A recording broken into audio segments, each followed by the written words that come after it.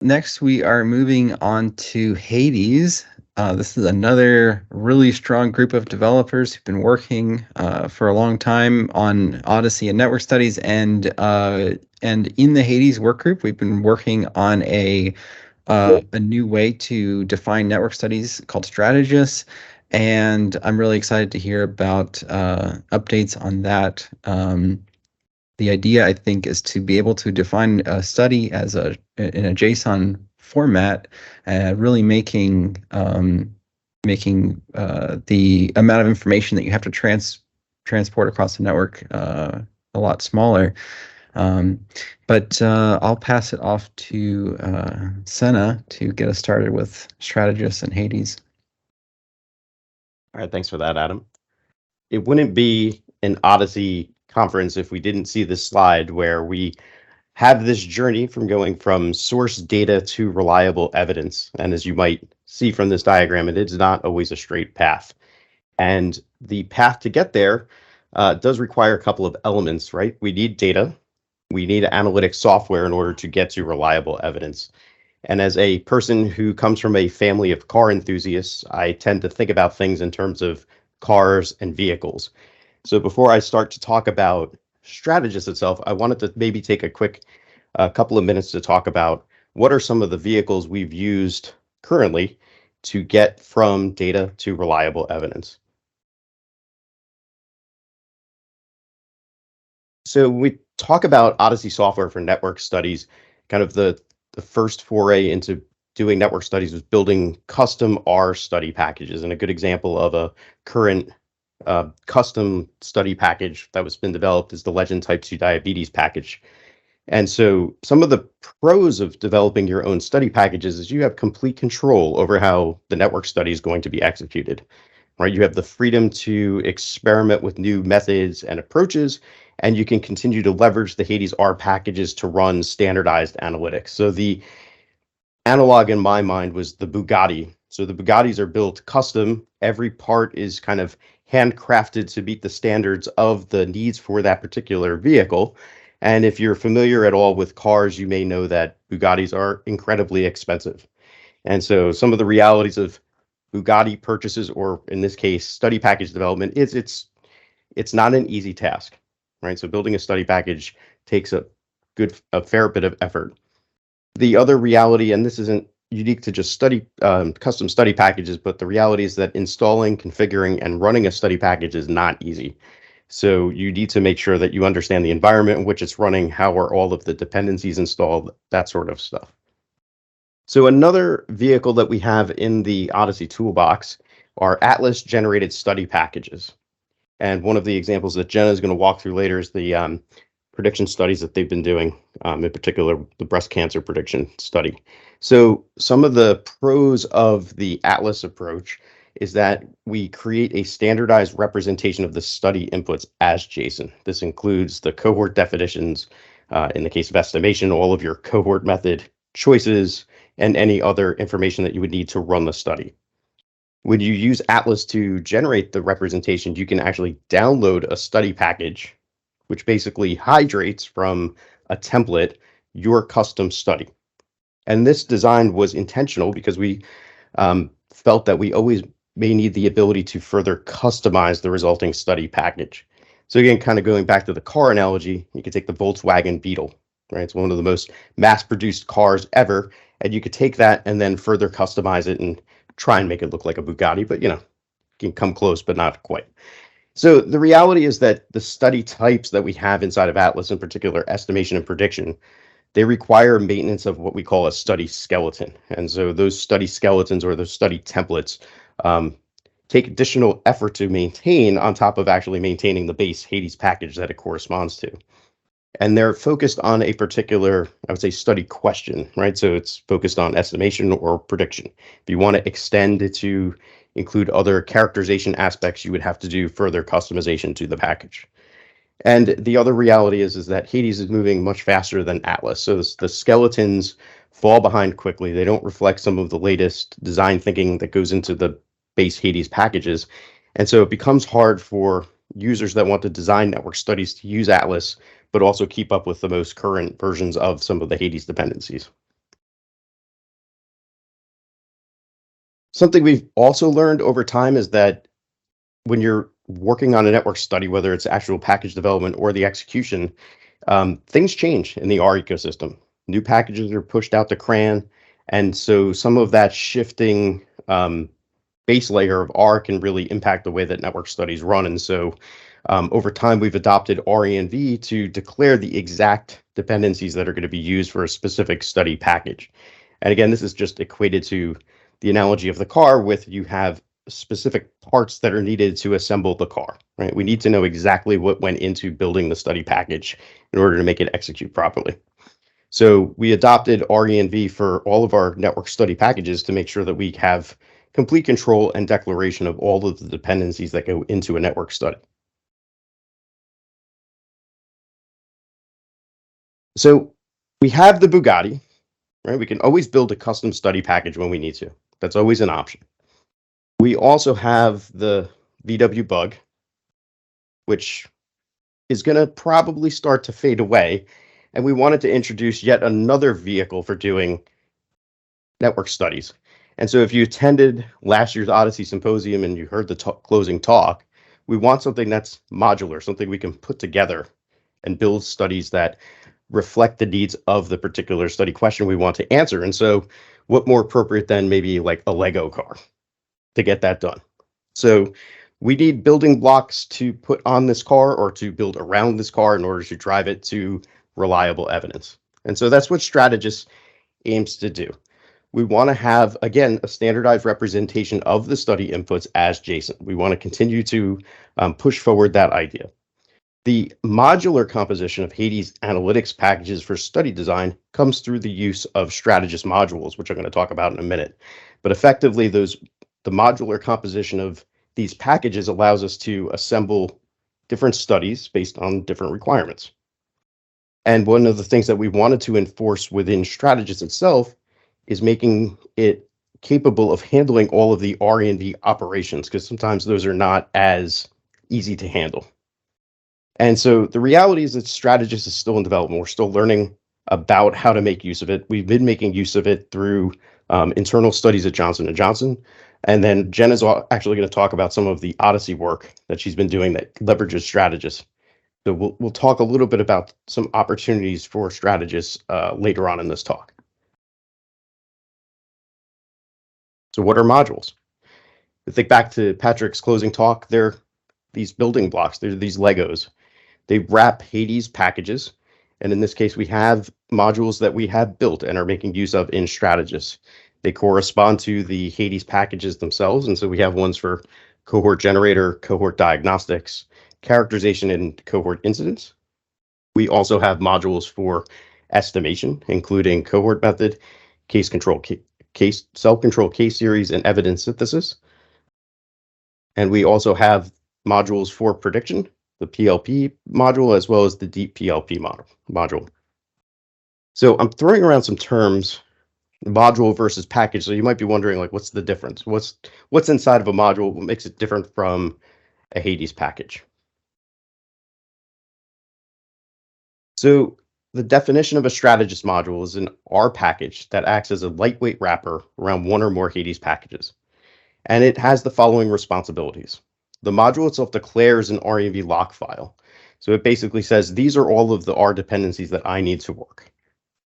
It also provides a function or a set of functions for defining the module settings to store in the analysis specification JSON. It's effectively the way that you say to the module, this is what I want you to do when you run. The module itself must implement an execute function to perform the analytical task based on the module JSON, module settings JSON.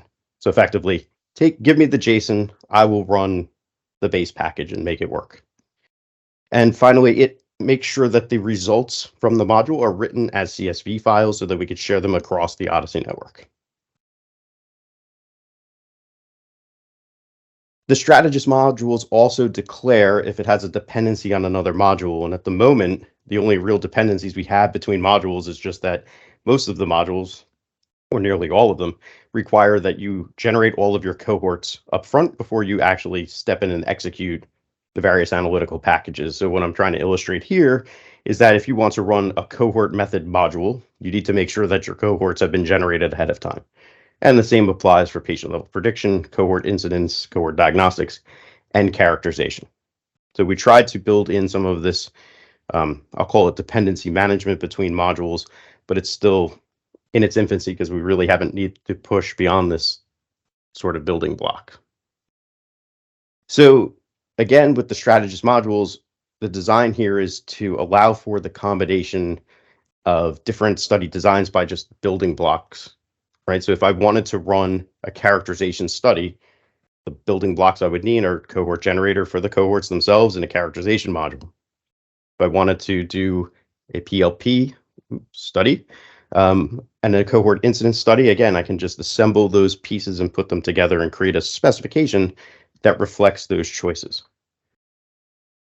If I wanted to further extend it and add a DPLP training, I could do that as well. And then finally, if I wanted to run like the whole kitchen sink, you get the idea. You could just keep stacking these things up, and hopefully the car can handle the weight that you put on top. And so far in our test, it has. So those modules are used in what we call a Strategist pipeline. So the Strategist-based package is used to actually compose those modules into an analysis specification JSON file. And I linked to an example that's on the Strategist repo that shows how you could construct a JSON specification for running a study against eunomia. And so within the JSON file, we have not only the settings that you would need for the modules, but you also have the versions that are used, or the version of the module that's required to run, so that we at least keep track of which modules are used for a specific study. So it's a chain of dependencies if you think about the R&V lock files that are then part of the actual module itself. So you have full traceability through that set of dependencies. So what Strategist does is when it receives the analysis specification JSON along with the execution settings, it creates a pipeline using the targets framework. And targets is basically a mechanism for workflowing through all of the modules and executing the tasks. It has some nice properties that we're still yet to take advantage of in terms of parallelization and even restarting of certain tasks. But the idea with this framework is that it's providing us a capability that we can then later leverage through what they call a make-like pipeline, which effectively allows us to kind of evaluate the pipeline, skip steps that have been completed, and just do the additional work that's required. So I wanted to just kind of close this up by calling out a few opportunities for collaboration around Strategist. So right now we have the SOS challenge going on within the OHDSI community. And so we do plan to use Strategist for the execution of the network study itself. So a call out for any data partners that are here, if they want to get involved, like a great way to do that would be to participate in the SOS challenge and execute one or more of the studies that are ongoing. That talk will be next week once Patrick's going to cover the analysis design next week, and then I will cover how to actually run things through Strategist on the community talk on May the 2nd. And for the developers that are on the call, if you want to get involved with Strategist, we've have a number of issues that are open on the Strategist repo. So I've linked to it there. And I'd say a couple of call outs are just module development. So right now, the module development paradigm is a little lacking. It can be tough to actually build and test modules themselves. So we would love some input on how we might make that more robust. And then the other piece that we don't currently have is defining the module settings via a user interface. And so I know Adam has put forward some ideas about how we would abstract out the design elements for the settings themselves so that we could think about building a user interface from that. And there's a number of other issues there. So I would encourage you, if you're interested in this topic and you want to get involved, go take a look at the issues list and ask any questions that you may have. There are also resources, vignettes on the Strategist repo to guide you through how to create an analysis specification, how to execute, and even how to build modules. So and with that, I just want to say thank you. And I'll close it out here and turn it back to Adam. Thanks, Sena. Yeah, I really like the car analogy. So I've been working with Jenna and Stanford to run one of an old Odyssey study using Strategist as well as the original code. And at Stanford, we really want to make use of the data. And if we could easily run all the Odyssey studies, I think that could be even within the realm of possibility. But I will say that using Strategist made it a lot easier to run. And definitely the easiest studies to run are the ones that are just Atlas JSON. You just copy and paste them in and hit execute. But yeah, with that, I'll pass it on to Jenna to talk about implementing studies and strategies. Hey, thanks. So yes, so actually I'm going to show you an example of using Strategist for the studies. And this was actually prompted partly by, as Adam was saying, there was a request to run old studies. And what we realized is that studies that we had generated for prediction in 2019 were not really feasible to run now. If you tried running the package that we generated in 2019, because we didn't have RMs at the time, they were failing. So I'm going to go and show you what the code used to look like and what it currently looks like. So in 2019, the women of Odyssey created a prediction study we called it the breast cancer between screens. It's in the Odyssey studies repository, so you can actually see the old version of this network study and then the revised version that I've made to use Strategist and actually make it so that you can run it now 4 years after. So as Anthony was mentioning, we used to have the strategy of creating an R package per study. So when we ran this in 2019, which was 4 years ago, we used Atlas to create an R package that would let us run a study that was effectively looking at if you had a screening and you were negative for cancer, what was your risk of having breast cancer in the next 3 years? So we created this package, and the standard was that the package has a bunch of an R folder with a bunch of functions that will extract the cohorts for you for your study. It will run the model development, and it will then save those results out for you to share with the person who's basically running the network study, the main person running it. And this package is pretty, it has a lot of files. It's pretty big. You've got the R folder with all that, with a lot of functions. You have the inst folder that actually has a lot of the settings. So you've got your cohorts here as JSONs. You've got your main analysis specification that would tell you how you're doing your model. You'd have cohorts to create as a CSV, and all of these things were actually needed.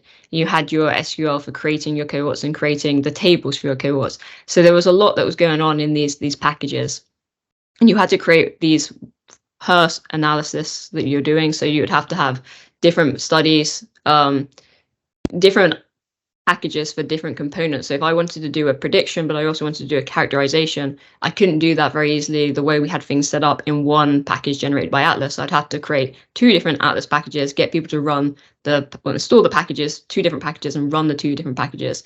So it was a little bit fiddly. And instead, we've actually converted it now over to the Strategist version, which if I flip over to this is now the new master in the breast cancer between screens. And you'll see actually all that's needed now for the Strategist is this one JSON. Well, actually, this is the protocol. Is this one JSON specification? So all that you need to share with someone to do a network study now for prediction is a JSON specification that tells you your cohort definitions. So we've got 3 cohorts. These are the same cohorts that were used in the original study 4 years ago. And then you need to say, as Sena was showing you, Anthony was showing you, you've got these Lego blocks. Because this study was just a prediction, it still needs your cohort generation before you do the prediction. Most of our analyses require cohort generator. So you've got this model specification that's saying which module you're going to be calling.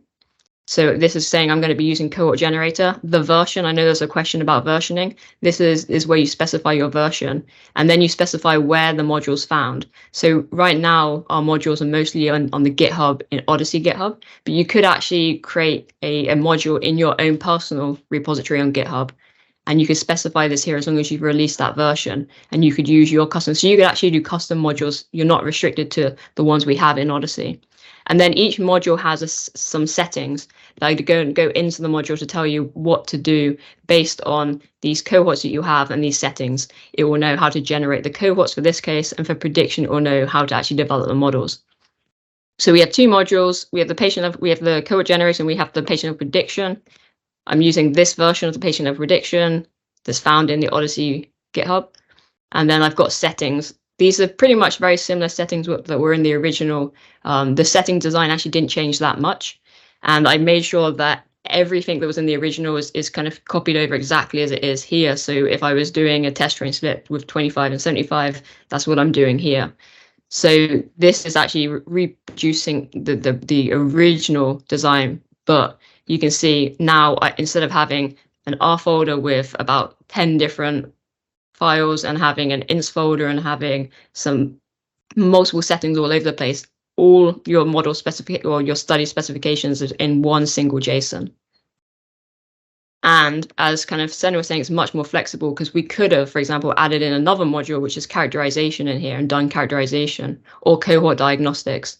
I think it's good probably as a standard that we should be doing some phenotype assessment. So you probably should add cohort diagnostics into these studies.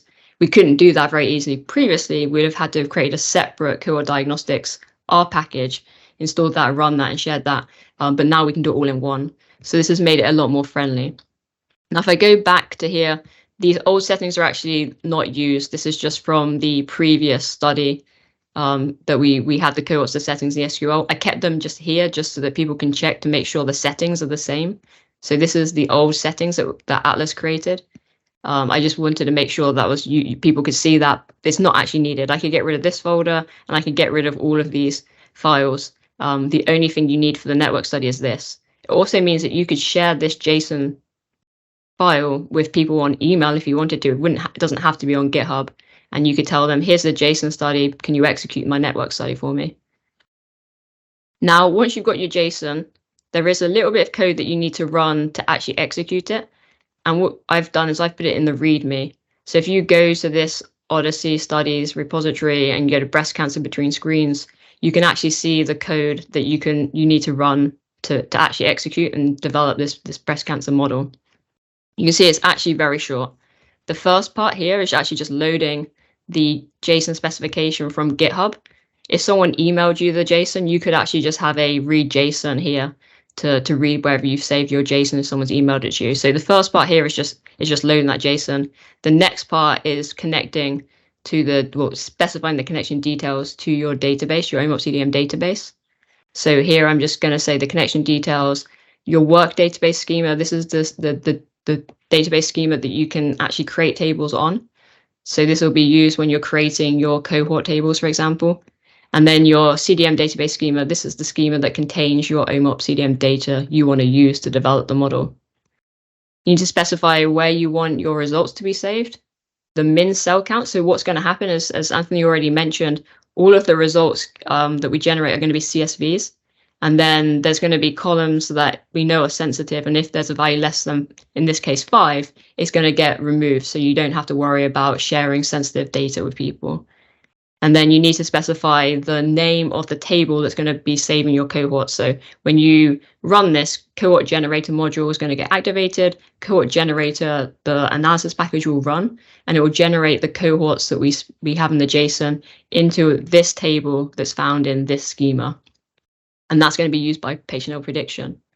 That's the only inputs you need to specify. So the location of the JSON and loading it, and then the connection and the output details. The rest now is just going to basically run and execute Strategist. So I actually have an example of this. So here, I've actually got the code that I used to run. So I ran this a couple of days ago. First thing I want to do is basically you need to make sure Strategist is installed. If you don't, you need to install it. We recommend using remotes for that. Then you load up Strategist. You run this. So if I run this right now, what you're going to see is that I'm actually going to download the JSON specification and actually have an R list that contains my specification. So here I've got the shared resources, and in there we have like the cohort definitions. So we have the definitions in there. And then I'm also going to have information about the modules. These are not named, so I just have to. So here I've got the first module is going to be, you saw that it was cohort generator module, and the second module is going to be the patient level prediction module. So this is basically just that JSON you saw online. Then I'm going to specify my database as Medicaid. I'm going to set that up as the connection details reference, and then I use keyring to save my passwords and my server and such for the database. So I'm going to use that to load up the connection details. I've specified my work schema. Again, I use keyring for that. So this is my schema that I can have the write access to. Then I have my schema that has my OHDSI data. I'm going to save it into this location. And I said min cell 5 and DevCon example. So this is all I've needed to do. I'm actually going to show you it works. So I'm actually just going to source. I've got the same thing here. I just copy and pasted it over into a different R session. If I source this, you're going to see that it's basically now extracting the cohort generator module. So it's taking that JSON specification, it's seeing that there's a cohort generator module, and it's going to download that module, and it's going to basically set up the REnv. So each module, as Anthony mentioned, has an REnv. It has its own kind of specification for the environment you need, and it will actually activate that and start to install the packages that we know basically work together and will let you run your study. Once it's done, that's then going to do the same with patient level prediction. And we're going to basically end up with 2 modules, 2 REms in a different location that will be used to run the cohort generator, will generate the cohorts, and the prediction is going to actually run, the prediction module is going to run the prediction. Now, because I'm using keyring, there's going to be at one point, it's going to ask me basically to put my password in. So I just have to be aware of that. I haven't got my password open. So here we go. So ask my password. If you're using, so I'm just going to remember the password. If you're using Windows, it won't require you to put your password in. But because I'm using a Mac and I haven't opened my keyring, it's just going to ask that. But now basically it's to the point where it's starting to generate the cohorts. So everything is set up in the modules and it's generating the cohorts. While it's doing this, because it's going to take some time, I'm going to flip over to basically a pre-made module that I ran 2 days ago. So this is what's currently in progress. You can see that I have got the module set up, and I'm starting to now work. You're going to see like the executions running, and it's working on the cohort generator. Previously, I ran this, and you can see same modules got set up. So inside here, I'm actually going to have the REnv for basically the whole environment I need to run patient level prediction. So if I go to the library, you're actually going to see that I have all the packages that patient level prediction requires. And we have that for cohort generator as well. So they have their own environments, which means that the good thing is that if I wanted to run this a year or 2 down the line, because it has the REnv, I'm going to be more successful, more likely to be successful in being able to run this because it's saved all the package versions that I need for this specific specification. And then if I go to the work, you're going to see things that are generated temporarily. So you have the Andromeda temp folder. So this is where the data gets stored. So when you're downloading the data, it generally will go into a temp folder. This is where it goes. And then I've got some temp output for cohort generator. And I've got the patient level prediction, the work things will be like my PLP data will get downloaded. My population may end up here, and I get my actual saved models. But the neat thing is that Strategist, the main thing is this output folder. So you've got Strategist output. And in this folder, you're just going to have CSVs. So this is the output that you share with other people. So previously, when we ran studies, we actually didn't necessarily have CSVs that we were sharing. So it was a little bit harder for people to know what they were sharing with people. Whereas CSVs are very transparent. You can actually look at all of these and see what's in here. For prediction, the main one is this evaluation statistics. So if I click on this, it's probably going to open up with numbers, unfortunately. Yeah, that's the default one. But if I click on this, it's going to basically open up the CSV that will tell me my performance for the models I generated. This study generated 2 models, so there's going to be 2 performance IDs because I just have internal performances. So I have the test, I have the train, and the cross-validation for each model. And then you can look at things like the discrimination, you can look at things like the calibration. So this is what you're mostly sharing. And the idea will be that you can look at all these CSVs, you can make sure that you're happy with what's in there, then you would zip that up and send that over to the person who's running this. We also have the CSVs for the cohort generator. This is mostly just going to tell you the count sizes. So in here, it's just going to tell me for my cohorts and for my database, how many patients I had. So this is a lot more friendly now than we used to have network studies. It's a lot more simple because all you really have to do is load in that JSON and run the same code. The code from here onwards is never really going to change. And then your settings here, the main thing you're going to be changing is the output location. And if you have more than one database, you may be changing your database connection details. But really, this is the only thing that you really have to change between studies because you're going to have a different JSON specification. So this is still running. My new run's still running. It's still doing the cohort generator, but once the cohorts are generated, it's going to go over to the prediction and start running on the prediction. And it ran for me 2 days ago, so I don't expect any problems with it. So one question you may have is how do you actually create the JSON specification? One way is we're hoping to go towards is actually we're going to have something like Atlas, maybe something else that will be able to create the JSON specifications for you. So you'll be able to have it very simply done. But until we have that, okay, now we're on the prediction. This is just a little bit, the keyring is just a little bit annoying because I've used keyring and I haven't kept it open, but I can change that to make it open. But basically now we're at we've generated all the cohorts and now it's basically moved on to the prediction module. So now it's actually doing the patient health prediction. So this is very standard. If you've done prediction before, you'll see that it's going to be doing this feature extraction for a little bit. Then it's going to download the data and start doing the model development based on the design in the JSON specification. But just to show you how you can create the JSON spec before we have the user interface to create it, there is a Wikipedia. So if you go to OHDSI patient health prediction module, this is the actual module that this repository here has all the modules and all the different releases are the versions. So you can see I was using 0.10 in the JSON specification. That's going to be using this release. And you can see I've got quite a lot of releases here for different versions of that module. Inside this patient health prediction module, I do have a Wikipedia page that explains how you can create the JSON specification as well as execute. So here is actually creating the design and actually using patient health prediction and the module to generate the specification. So if you're interested, I'm not going to go into this in detail because there's quite a bit here, but if you're interested, this is a Wikipedia that's worth reading. And then you'll see at the end of here, the running the study, exactly the same code that I just showed you. So this doesn't really change, which is nice. So once you've done one network study, it should be very intuitive to do another one. So I can go back to see how things are running. This is all plodding on nicely.